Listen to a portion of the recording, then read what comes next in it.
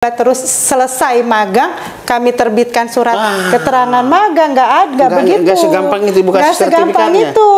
Itu mereka nanti kalau sudah, mereka harus mempresentasikan. Jadi seperti ujian. Kenapa? Ada fungsinya dua, Bang. Buat mereka sendiri maupun evaluasi buat saya, buat kita.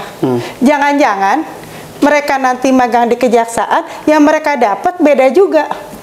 Yang dia pelajarin dari jaksa hal yang lain misalnya. Salah. Oh, makanya diuji.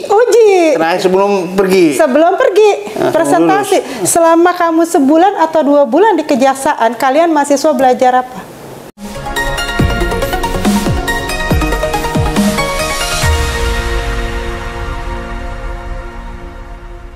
Dari kantor Kejari Depok, Jawa Barat, Bincang Tipis-Tipis kembali menjumpai Anda bersama saya Erman Tale Daulay di channel Tale Tires Info.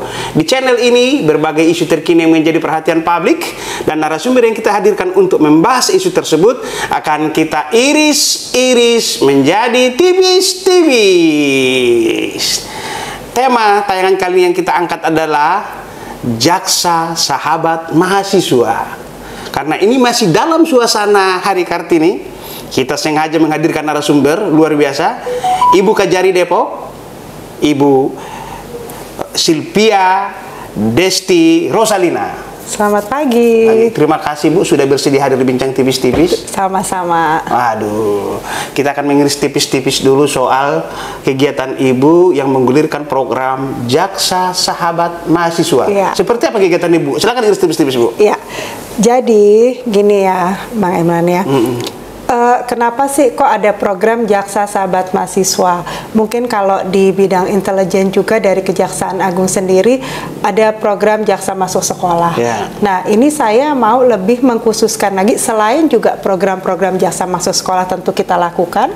Kami juga mempunyai percontohan sekolah anti korupsi gitu ya. Nah, saya mencoba lebih masuk mendalam kepada Jaksa Sahabat Mahasiswa. Kenapa kok mahasiswa? Mahasiswa, berarti dia mahanya dari siswa-siswa. Nah, dan dalam juga mahasiswa itu tentu mempunyai kecerdasan. Kemudian mahasiswa itu juga nanti akan berperan termasuk dalam pembangunan di negara kita. Terutama tentu pembangunan itu ada yang namanya penegakan hukum.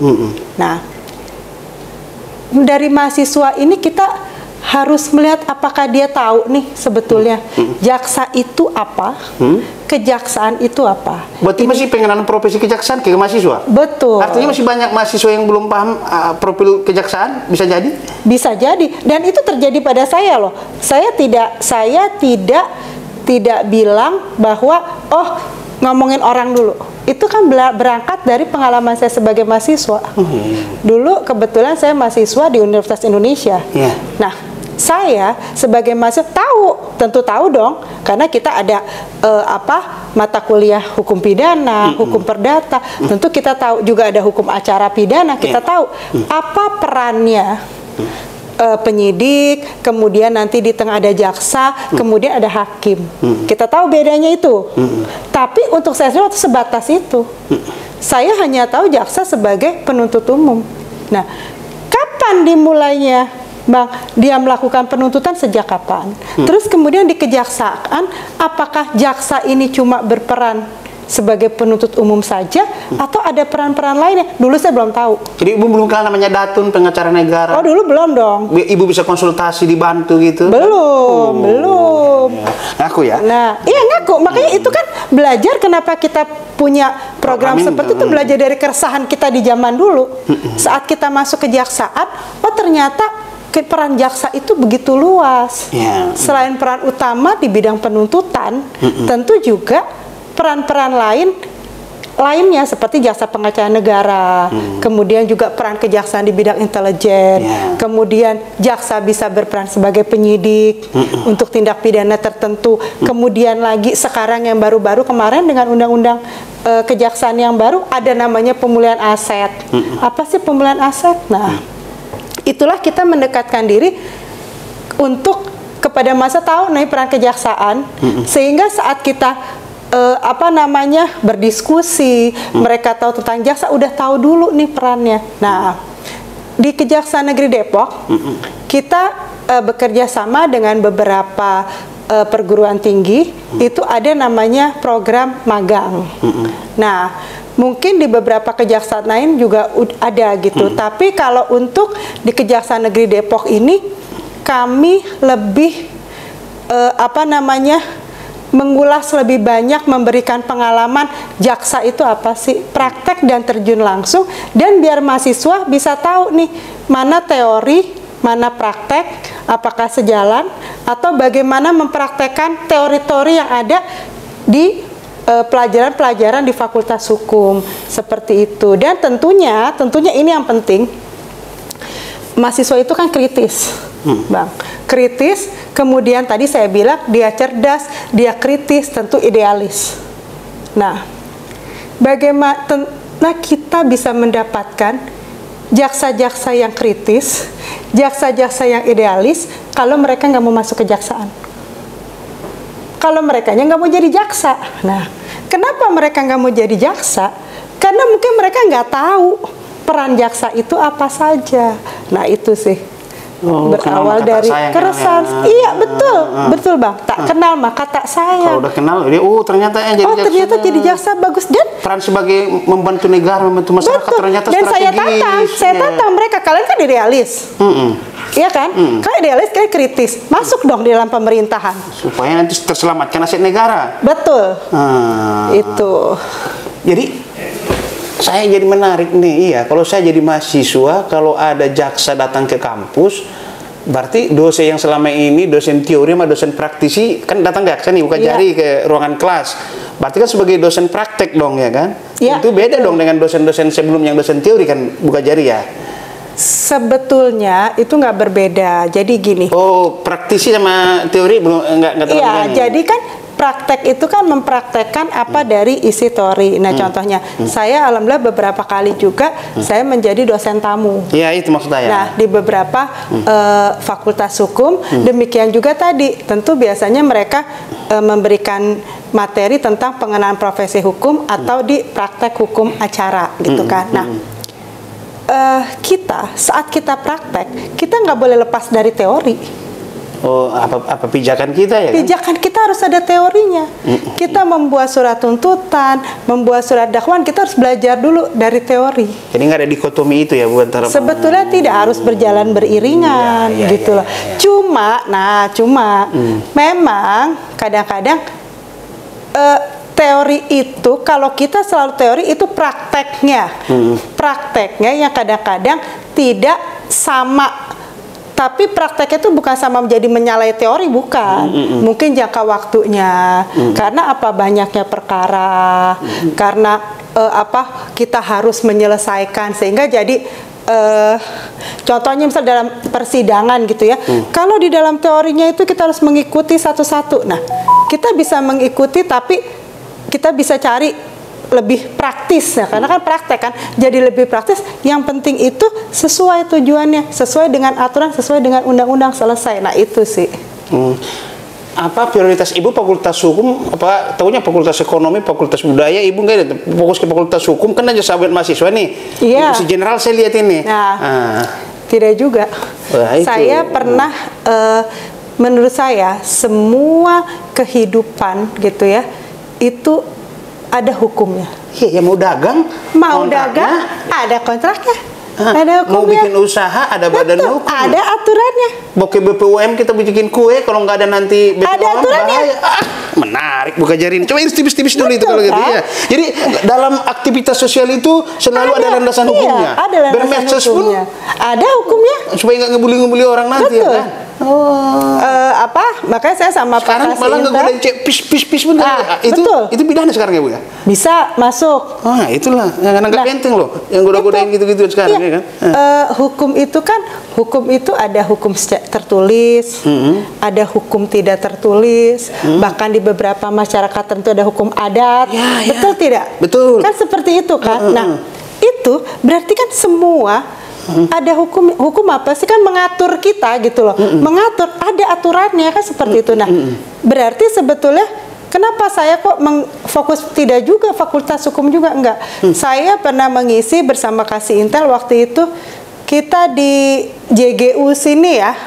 Itu tidak ada fakultas hukumnya. Waktu sempat apa namanya waktu rektornya itu bertemu terus buka jari apa namanya mau nggak memberikan kuliah gitu, kuliah umum. Oh iya, saya bilang nggak apa-apa. Nah, pertama itu saya bilang ke mahasiswa pasti kaget kan, loh kok Kajari masuk, mereka tuh ada fakultas bisnis gitu ya, ekonomi bisnis, kemudian ada tekniknya juga kalau tidak salah, ada farmasinya. Nah, kenapa buka jari memberikan kuliah umum? Saya bilang karena semua bidang kehidupan ada hukumnya. Iya, betul. Nah, betul. itu semua ada aturannya. Itu yang nggak boleh. Nanti aturan main kita langgar, mana yang seharusnya, mana yang dilarang. Kalau kita nggak tahu, pasti rambu-rambu. Nah, tadi abang bilang, apa namanya kita mau buka usaha, kita nggak ikut aturannya? Oh, nanti ada keracunan makanan, kenapa nggak BPOM katanya? Betul. Kan kita harus pelajarin dulu. Makanya dikenalkan hukum. Betul. Saya bilang dan semuanya. Bagus. Itulah peran strategis kejaksaan tadi. Makanya kalau kamu berbuat banyak ke masyarakat jadi jaksa juga, itu juga ini pilihan strategis. Pilihan strategis. Mau berbunyi buat banyak buat masyarakat, betul. Jadi jaksa aja. Kalian punya pemikiran-pemikiran yang kritis, yang bagus, membangun bangsa, negara idealis, ayo tuangkan sebagai jaksa yang baik, yang bagus. Jadi ini Bu, dengan adanya jaksa sahabat mahasiswa, kalaupun suatu saat dia mau jadi jaksa, dengan adanya tadi penyuluhan-penyuluhan seperti itu, saya memberikan peluang lah, saya tidak memastikan dia menjadi jaksa yang profesional nanti, jaksa yang bersemangat lagi, karena begitu dia masuk udah pilihan. Jadi bukan semata karena mencari pekerjaan gitu loh, tapi dengan adanya tadi pengenalan dulu supaya sayang kan gitu. Iya betul. Dan bagaimana tadi kejaksaan itu perannya itu ternyata sangat banyak gitu loh di bidang perdata tata negara. Contohnya dulu, saya dulu zaman saya kuliah, saya itu mengambil itu dulu masih ada program kekhususan, Bang. Itu saya ngambil hukum bisnis. Saya tidak mengambil hukum pidana, saya tidak mengambil hukum praktisi hukum, kan jaksa praktisi hukum. Tapi saya ngambil hukum bisnis. Sempat pada saat saya masuk, aduh nanti jaksa itu kepake nggak ya? Ya selain memang ilmu hukumnya tentu kepake. Tapi pelajaran saya belajar hukum perusahaan, saya belajar hukum pajak, gitu kepake nggak ya? Ternyata saat saya masuk kejaksaan, oh kepake. Karena kita mempelajari semua lini. Dan kejahatan maupun tindak pidana terjadi di semua lini juga. Kalau saya ada tindak pidana perpajakan, saya nggak ngerti pajak, kan saya harus mempelajari pajak, oh lebih mudah. Iya. Contohnya seperti itu.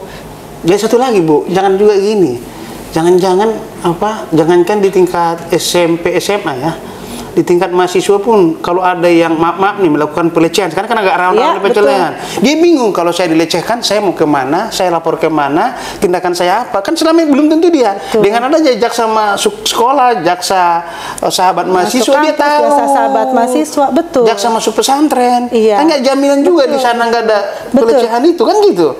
Dan kita, makanya saya tuh biasanya kalau kita memberikan penyuluhan ya, bersama dengan Kasih Intel dan tim itu, kita tuh ngomong hukum secara umum.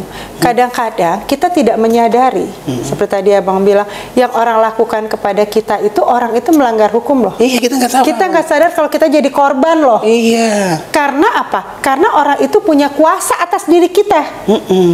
Gitu loh. Sama kita misalnya pekerja atau kita mahasiswa baru, kita dibully, iya kan?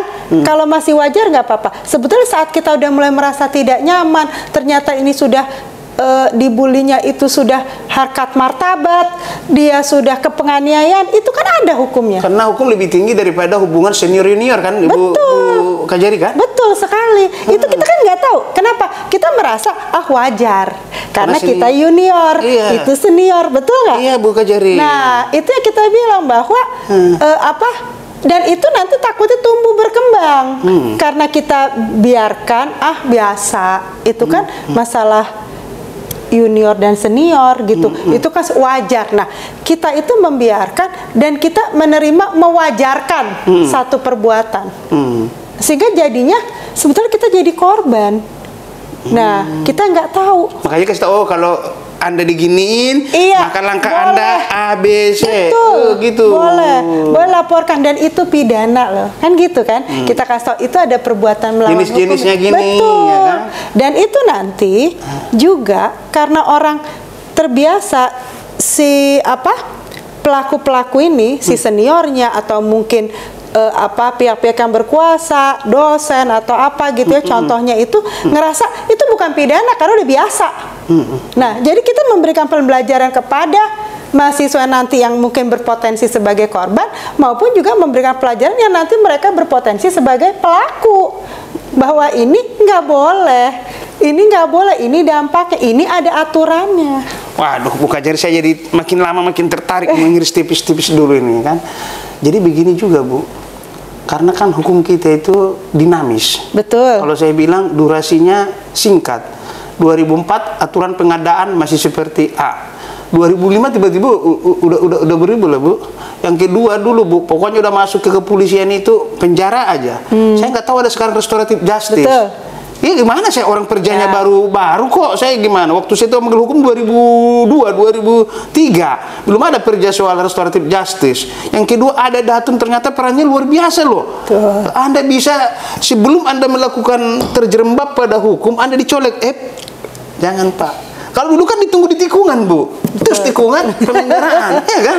Artinya kan ini perlu dikasih tahu gitu loh Bu. Betul. Jadi gini, seperti kita tuh ketahui ya, sebetulnya kan salah satu konsep gitu ya, konsep pemidanaan gitu ya, itu kan membuat orang itu kan jerak. Ya. Sebetulnya tujuannya kan itu supaya hukum itu kan supaya kapok. Tapi apakah sekarang semua orang nih dengan tadi dinamis itu sejalannya waktu, orang dipidana itu dia kapok? Belum tentu. Narkoba malah katanya tambah ya Bu di dalamnya. Narkoba keluar, narkoba lagi. Beberapa saat saya mengajukan tuntutan gitu ya, beberapa jaksa kemudian saya tuntutan 2-3 kali pencurian dengan kekerasan, udah masuk ngambil motor ketiga kali lagi. Nah, berarti kan itu bukan salah satunya gitu. Untuk mencegah gitu, menjerahkan orang kan banyak cara. Nah, terkait dengan restoratif justice itu juga sejalan dengan Pak Jaksa Agung. Beliau itu kalau menggaungkan keadilan yang berhati nurani. Nah, orang niat melakukan kejahatan itu macam-macam. Walaupun masuk unsur nih semua, tapi niat itu macam-macam. Ada yang memang mereka melakukan kejahatan, atau juga mungkin karena keadaan membuat mereka melakukan itu, walaupun apapun bentuknya kejahatan tidak dibenarkan. Contoh konkretnya, seorang anak mencuri tabung gas yang tabung gas yang kecil itu, tapi ibunya berobat. Keadaan membuat dia jadi jahat.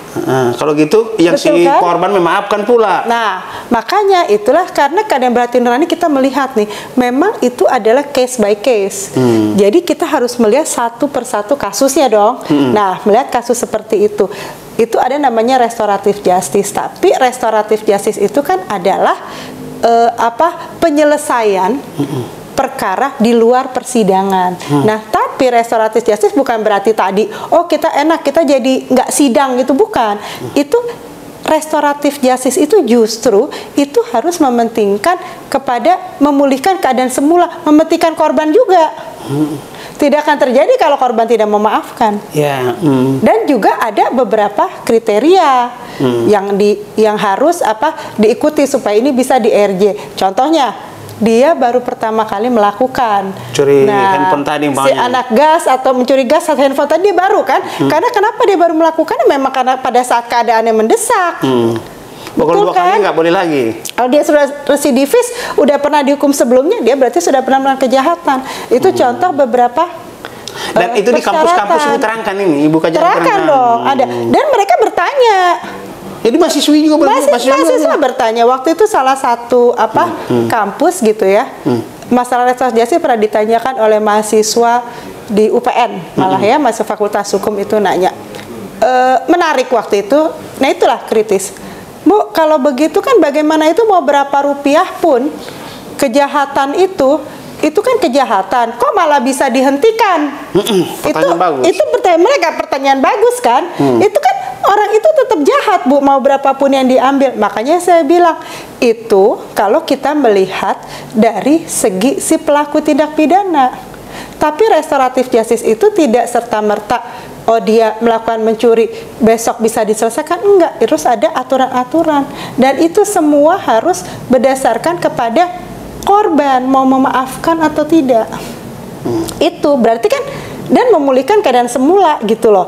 Bahwa korban yang sudah ini kita maafkan gitu. Nah, terus juga kita lihat itu tadi apakah dia residivis, kemudian lagi tindak pidananya, berapa ancamannya. Tentu kalau yang pembunuhan ya nggak bisa restoratif justice. Nah, itu yang mahasiswa kan nggak tahu. Oh, kalau begitu ya pertanyaan kritis mereka. Kalau gitu memungkinkan kan, Bu, udah jahat nggak disidang, nggak dihukum kan gitu. Nah, tapi tidak seperti saya bilang. Nah, kalian pelajarin di Perja pun ada aturan-aturannya. Kapan suatu case, satu perkara ini bisa di restoratif justice gitu, Bang. Oke. Ibu kan saya dapat info di Jaksa Kejari Depok ini, selain jaksa sahabat mahasiswa, jaksa masuk pesantren juga, jaksa masuk sekolah, itu sangat penting ya, Bu. Kenapa sekarang? Saya ambil contoh loh. Tadinya saya pikir di kedokteran tidak ada pelecehan seksual. Jadi begitu ada pasien kemarin kayak di Garut, ya ada seorang pasien ini, maaf ya, dia melakukan pelecehan seksual. Iya kan? Nah, kan kita pikir semula apa? Di pesantren kita pikir aman gitu kan. Jadi jangan anggap enteng loh kalau jaksa masuk kampus, jaksa masuk ini. Jangan anggap enteng loh ini, Bu. Iya. Tadi selain dia tahu dia mau kemana, ya kan? Kalau dia dilakukan awalnya kan colek-colek. Ini gini kan. Itu gimana, Bu? Soal coba iris tipis-tipis dulu, Bu, soal ini itu semua. Terkait hal tadi seperti yang kita bilang. Berarti penting kan sebetulnya event dia fakultas kedokteran harusnya kita udah kasih pendidikan hukum dari awal. Oh iya, dia bisa jadi. Betul kan, dia kedokteran. Selain nanti aturan-aturan tentang, memang dia terkait dengan nanti dia pikir yang ngatur dia mungkin misalnya bisa ID atau apa, nggak ada aturan lain. Aturan sebagai seorang dokter obgyn misalnya, aturan sebagai dokter anestesi itu ada aturannya. Dan terus apa? Yang bisa dilakukan adalah sesuai dengan topoksinya dia. Contoh di Garut, saat kamu melakukan hal lain di luar tupoksi kamu yang megang perut, itu pelecehan. Jadi saya bisa aja kosong pengetahuan dia tentang Dan itu apa? Tadi saya bilang karena dia merasa hukum tidak bisa menjamah. Karena dia ke dokter yang orang nggak tahu tidak bisa menjamah dan dia punya kuasa loh. Itu bisa terjadi kenapa sih, Bang? Karena pelaku ini dia punya kuasa terhadap korban, dokter, pasien. Pasien mana ngeh. Dia pikir saat dia berobat, dia ini periksa itu dokter tuh mempunyai kendali atas dia seluruhnya. Padahal ada batasnya. Boleh melakukan tindakan-tindakan yang sesuai dengan aturan. Kan gitu kan. Nah, itu harusnya kita kasih pemasukan bahwa dari awal kalian sebagai dokter nggak boleh melakukan ini gini. Membuat pasien tidak nyaman aja, apalagi ke arah-arah pelecehan seksual, itu nggak boleh. Dan coba kalau tidak salah korbannya selalu tidak cuma satu. Iya ya, berarti berulang kali dilakukan. Berarti cuma gunung es. Betul, maksudnya bukan dia pertama kan, tapi berulang kali dilakukan. Oke, sekarang terakhir, iris tipis-tipis terakhir. Kalau umpamanya ada magang di tempat Ibu, mahasiswa, demi lahirnya generasi-generasi yang tangguh hukum ini kan, jagoan-jagoan hukum, jawara-jawara hukum, apa yang Ibu lakukan di Kejari ini kalau ada yang magang di tempat Ibu? Jadi kalau yang magang itu gini, pertama mahasiswa loh, karena jaksa mahasiswa lah ya. Mahasiswa saya tanya, kan mereka berarti kalau magang itu, Bang, itu biasanya mereka itu sudah semester 3 ke atas. Rata-rata bahkan kalau yang mereka penilaiannya SKS, dapat nilai SKS dari kampus itu, kan ada magang yang mandiri, ada magang memang kampus punya program magang. Nah, itu mereka itu sudah semester 6 bahkan. Berarti lebih cenderung mereka itu sudah dewasa, sudah mulai masuk dunia kerja. Nah, yang pertama saya bilang, kalian datang ke Kejaksaan Depok apa? Magang atau penelitian? Beda bang. Kalau magang itu mereka mulai masuk ke dunia kerja, ikut aturan kerja dulu. Masuk jam kerja, pulang jam kerja. Kalau penelitian statusnya tamu, betul nggak? Penelitian status tamu. Bu, saya mau buat penelitian ini. Oke, silakan datang ke perpustakaan, mau wawancarai jaksanya boleh. Apa yang dokumen dibutuhkan kita sediakan. Nah, tapi kalau dia magang berarti itu dia belajar bekerja. Belajar bekerja. Nah, belajar bekerja apa? Melihat bagaimana belajar kepada jaksa-jaksa, mempraktekkan apa yang dapat teori dia di lapangan di kejaksaan. Yang pertama, penuhi aturan. Aturan tentu aturan jam masuk. Nah, yang kedua, terus kalau di kejaksaan itu tadi abang tanya, Bu, ternyata kejaksaan itu banyak termasuk bidang datun. Sebetulnya kalau mereka belajar di kejaksaan mereka lengkap. Mereka tidak perlu magang, maksudnya magangnya tidak harus di kantor advokat untuk membuat gugatan-gugatan. Di kejaksaan juga bisa, karena ada jaksa pengacara negara. Sama, bikin gugatan juga, sidang perdata juga, buat permohonan penetapan juga. Nah, itu kami rolling, Bang. Di setiap bidang mereka kami rolling supaya mengerti ada bidang apa aja. Jadi nggak cuma di bidang pidum, tapi mempelajari datun juga gitu loh. Terus bagaimana proses dan juga dibawa ke pengadilan. Tapi mereka tidak boleh berperan sebagai jaksa. Statusnya adalah magang sebagai pembantu atau asisten jaksa, bawain, belajar. Karena tetap yang harus membuat itu semuanya adalah kewenangan jaksa penuntut umum. Nah, tahu. Dari situ mereka tahu nih pekerjaan jaksa apa aja. Nah, sesudah dari situ mereka itu tidak tiba-tiba terus selesai magang kami terbitkan surat keterangan magang, nggak begitu. Nggak segampang itu, bukan nggak segampang sertifikatnya. Itu mereka nanti kalau sudah mereka harus mempresentasikan. Jadi seperti ujian. Kenapa? Ada fungsinya dua, Bang. Buat mereka sendiri maupun evaluasi buat saya, buat kita. Jangan-jangan mereka nanti magang di kejaksaan yang mereka dapat beda juga. Yang dia pelajarin dari jaksa hal yang lain misalnya. Salah. Oh, makanya diuji. Terakhir sebelum pergi. Presentasi. Selama kamu sebulan atau 2 bulan di kejaksaan, kalian mahasiswa belajar apa? Oh iya, Bu, gitu deh gitu. Ini. Nah, benar berarti. Nanti saya koreksi. Oh, itu nggak begitu gitu. Berarti yang kamu terima itu masih salah nih. Pemahaman yang benar ini begini-begini. Setelah clear, koreksi, baru keluar nilai. Demikian bincang tipis-tipis bersama Ibu Silvia Desti Rosalina. Sampai bertemu kembali. Assalamualaikum warahmatullahi wabarakatuh. Waalaikumsalam warahmatullahi wabarakatuh.